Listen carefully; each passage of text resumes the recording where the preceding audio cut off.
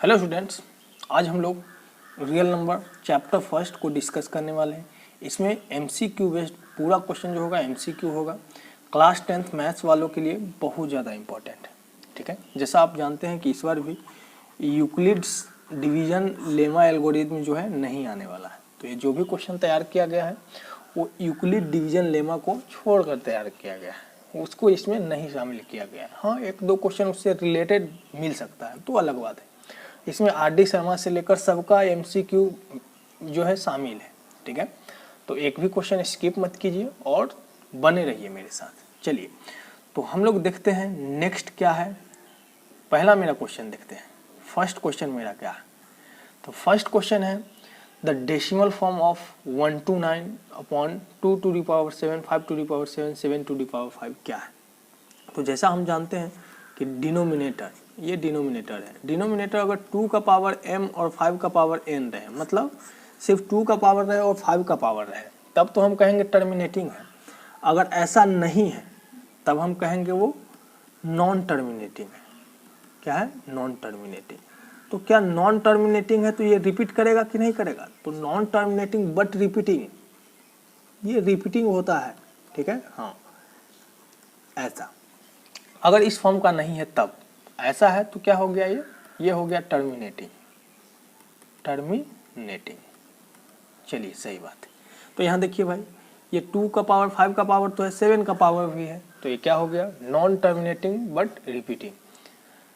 तो सिर्फ ऐसा भी लिख दिया नॉन टर्मिनेटिंग, ये नॉन टर्मिनेटिंग है, ये थोड़ा सा लिखने में मिस्टेक हो गया है, तो ये बी ऑप्शन इसका होगा। नॉन टर्मिनेटिंग नॉन रिपीटिंग नहीं होगा। ठीक है, हाँ नॉन टर्मिनेटिंग होगा, ये सही बात है। चलिए, टर्मिनेटिंग तो नहीं होगा। Next question, HCF of 8, 9, 25। अब कहिएगा कि भाई 8, 9, 25 का एचसीएफ आप क्यों दिए है? इतना आसान क्वेश्चन पूछा जाता है?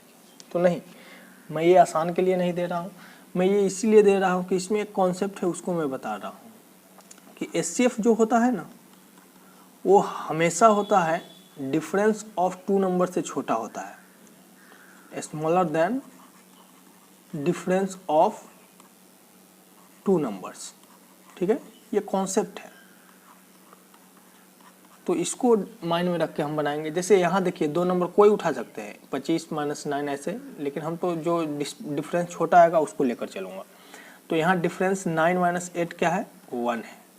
ठीक है, तो 9 - 8 1 है, तो एचसीएफ जो होगा 1 होगा या 1 से छोटा होगा। तो यहाँ 1 ऑप्शन है, तो 1 को टिक कर दीजिए। ठीक है, कहीं कहीं मान लीजिए ऐसा कोई क्वेश्चन आ गया कि भाई डिफरेंस जो है 8 आ गया, तो क्या 8 ही एचसीएफ होगा? तो नहीं। तो क्या क्या एचसीएफ हो सकता है? तो एचसीएफ जो होगा 8 होगा और 8 का फैक्टर्स होगा। ठीक है, हाँ जैसे क्या क्या हो सकता है? तो 8 तो खुद हो सकता है, 4 भी हो सकता है, 2 भी हो सकता है और 1 भी हो सकता है। तो इतना एचसीएफ पॉसिबल है। ठीक है, तो इस तरह से डिफरेंस वाला और क्वेश्चन मिलेगा तो हम लोग करेंगे, नहीं तो आप इस क्वेश्चन के लिए यही समझिए। नेक्स्ट क्वेश्चन है which of the following is not irrational. Irrational नहीं होना चाहिए। ये देखिए, तो 2 से मल्टीप्लाई भी कर दीजिएगा फिर भी यहाँ रूट रहेगा, तो ये इरेशनल है, ये मेरा आंसर नहीं होगा। देखिए 2 को इसमें मल्टीप्लाई भी कर दीजिए, ये क्या हो जाएगा? इरेशनल है, नहीं ये आंसर है। इसको देख लेते, ये भी इरेशनल है, ये आंसर में नहीं शामिल होगा। तो नहीं शामिल होगा तो लास्ट ऑप्शन तो यही बचा ना। हाँ, क्वेश्चन बनाने का 2 तरीका, एक क्या है, जो सही है उसको टिक कर दीजिए, या क्या है गलत है उसको हटा दीजिए। बस हम लोग गलत को हटा दिए, सही वाला बच गया। ठीक है, नहीं तो इसको सॉल्व कीजिए ना भाई। a + b a - b क्या होता है? a² - b², तो ये हो जाएगा √2 का होल स्क्वायर माइनस √3 का होल स्क्वायर। तो क्या हो जा रहा है? ये 2 - 3 माइनस का 1 क्या है? रैशनल है। तो वही पूछ रहा था कि कौन इरेशनल नहीं है, मतलब कौन रैशनल है, तो आपका ऑप्शन सी सही है। Next question, the product of a rational and irrational number is. अब देखिए, एक रैशनल नंबर 2 ले लीजिए, एक इरेशनल नंबर √2 ले लीजिए। ठीक है, तो the product of rational and irrational number, ये रैशनल और इरेशनल का प्रोडक्ट इस बार क्या आया? 2√2 इरेशनल है। ठीक है, हाँ अभी मैं आपको एग्जांपल दे रहा हूँ। एक बार 0 ले लीजिए, एक बार √2 ही ले लीजिए, तो आया क्या आंसर? 0। तो क्या हो गया? रैशनल हो गया। तो हम क्या देख रहे हैं कि रैशनल और इरेशनल का प्रोडक्ट कभी इरेशनल भी आ जा रहा है, कभी रैशनल भी आ जा रहा है। तो क्या रैशनल सही है, ये भी सही है, इरेशनल सही है, ये भी सही है, तो क्या दो सही है? नहीं, दो सही नहीं है। तो क्या सही है भाई? तो सही है हम लोग का, देखिए ये दोनों सही है, लेकिन जो परफेक्ट आंसर होना चाहिए वो ये है बोथ ऑफ एबव, मतलब दोनों सही, ऊपर का दोनों सही है। ठीक है, हाँ। केवल रैशनल गलत है, केवल इरेशनल गलत है, ये दोनों सही है। ठीक है, तो ऐसे हम लोग लगाएंगे। ठीक, the sum of rational irrational number, इस बार भी देखिए सम √2 प्लस √2 किसका सम है? सम ऑफ रैशनल एंड इरेशनल। अच्छा, रैशनल और इरेशनल नंबर, तो ये ऑलवेज इरेशनल होगा। जैसे 2 प्लस √2 लीजिए, या कोई भी नंबर ले लीजिए ना, 5/3 माइनस प्लस √2, तो ये हमेशा क्या होगा? इरेशनल होगा। ठीक है, हाँ, ये क्या होगा? इरेशनल होगा। तो सम हमेशा क्या होता है? इरेशनल होता है। सम ऑलवेज क्या होगा? इरेशनल होगा। प्रोडक्ट नहीं भी हो सकता है, लेकिन सम तो हमेशा ही इरेशनल ही होगा। तो ऑप्शन ए सही है। चलिए नेक्स्ट को हम लोग देखते हैं। The product of two different irrational number is always. अब देखिए यहाँ लिख दिया है डिफरेंट इरेशनल। डिफरेंट इरेशनल का मतलब ऐसा नहीं कि √2 को आप √2 से ही मल्टीप्लाई कर दीजिए और 4 ले आइए। ठीक है, तो ये रैशनल हो गया, लेकिन ये तो ऐसा बोल ही नहीं रहा है। ये क्या कह रहा है कि डिफरेंट रैशनल। डिफरेंट कहने का मतलब एक √2 है तो √2 के फैमिली सब नहीं आना चाहिए। जैसे 2√2 नहीं होना चाहिए, 3√2 नहीं होना चाहिए। ठीक है, हाँ, तो क्या होना चाहिए? √3 होना चाहिए, ऐसा। तब इन दोनों को जब प्रोडक्ट करेंगे तो √6 आएगा। ये भी क्या है? इरेशनल है।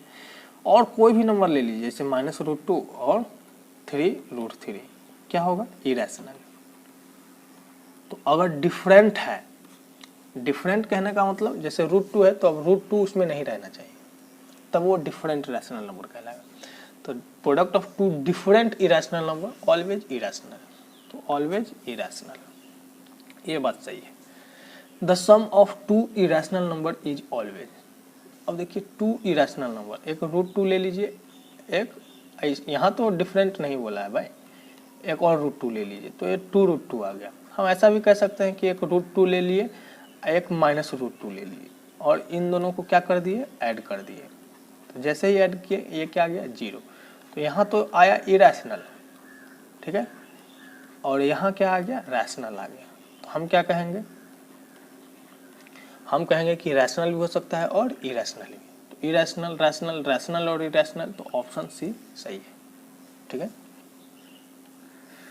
द सेट, ये सेट किसको डिनोट करता है? तो हम जानते हैं 1 2 3 नेचुरल नंबर को, इसमें 0 ऐड हो गया तो ये होल नंबर को डिनोट कर रहा है। LCM of the given number x and y where y is multiple of x। देखिए x और y का क्या करना है? एलसीएम निकालना है। क्या कह रहा है? y is multiple of x। अच्छा, जैसे अब कोई पूछा जाए 2 का मल्टीपल क्या होगा, तो हम बोलते हैं 2 4 6 8, ऐसा बोलते हैं ना। तो इसको शॉर्ट फॉर्म में हम ऐसे लिखेंगे, 2 का मल्टीपल 2k होगा। k कोई क्या है? इंटीजर है। जैसे k1 रखेंगे तो 2 आ जाएगा, k2 रखेंगे तो ऐसा। तो जब भी मल्टीपल 2 का मल्टीपल 2k, 5 का मल्टीपल 5k, 6 का मल्टीपल 6k, ऐसा हम लोग मानते हैं। ठीक है, तो क्या कह रहा है? y is multiple of x। y क्या है? x का मल्टीपल है। y क्या है? x का मल्टीपल। ठीक है, मल्टीपल। x के मल्टीपल को हम kx से डिनोट करेंगे, तो हम ऐसा मान सकते हैं y equal to kx। y जो है kx है, y जो है kx है। तो अब समझिए, अब हमको एलसीएम निकालना है x का और kx का। ठीक है, तो जैसे कोई बोले 2 और 2 का ही मल्टीपल कोई ले लीजिए 8, तो 2 और 8 का एलसीएम क्या हो जाएगा? तो हम जानते हैं ये मल्टीपल ही आंसर हो जाएगा। तो इसमें भी एलसीएम इसका क्या हो जाएगा? एलसीएम ऑफ x, kx, तो ये kx हो जाएगा, और kx क्या है? y है। देखिए बस ये समझाने के लिए मैं इतना डिस्कस कर रहा हूँ। ठीक है, वरना मैं तो डायरेक्ट y भी बोलकर निकल सकता हूँ। तो आंसर क्या हो जाएगा? y। क्यों हुआ? समझ में आया होगा। क्वेश्चन देखिए